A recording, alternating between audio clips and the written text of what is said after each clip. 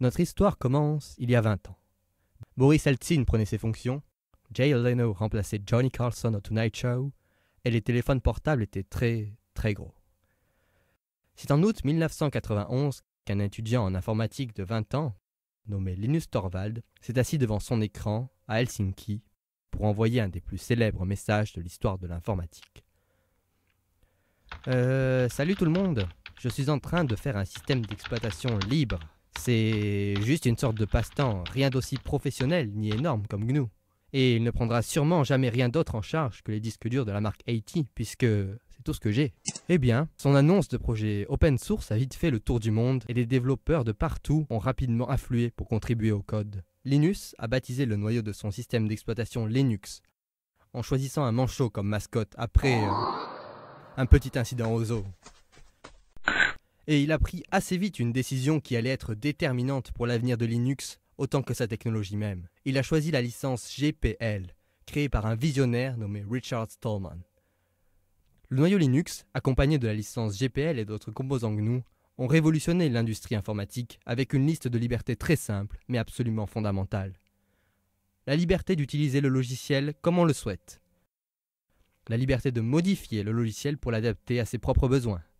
La liberté de partager le logiciel avec ses amis ou ses voisins ou n'importe qui. Et la liberté de distribuer les modifications qu'on a faites. Ces principes radicaux ont propulsé la diffusion de Linux partout dans le monde et de façon un peu paradoxale, Linux, qui était une expérience d'amateur, est devenu la base d'un vaste écosystème commercial qui se développe.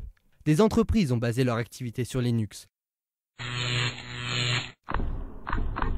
En 1999, le cours de l'action de Red Hat a triplé en devenant la première entreprise sur le marché à utiliser Linux. Cette même année, IBM a dépensé $1 milliard pour améliorer et promouvoir Linux.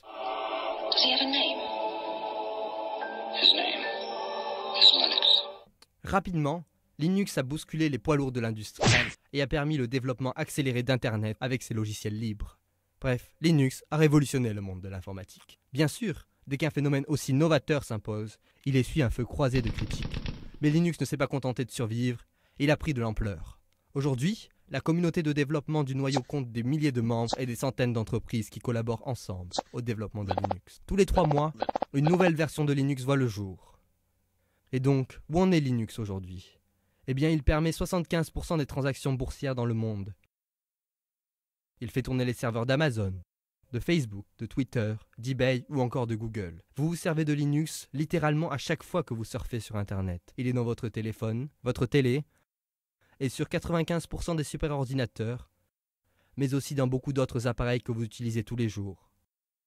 Linux est partout. Et au fait, qu'est devenu le programmeur d'Helsinki, par qui tout a commencé ? Eh bien, aujourd'hui, il orchestre le travail de cette armée mondiale de développeurs depuis le bureau de sa maison à Portland, en Oregon, en tant que membre de la fondation Linux. Alors que nous célébrons les 20 ans de Linux, nous pouvons nous retrouver dans cette histoire. Merci d'avoir contribué à cette saga tout au long de ces 20 ans.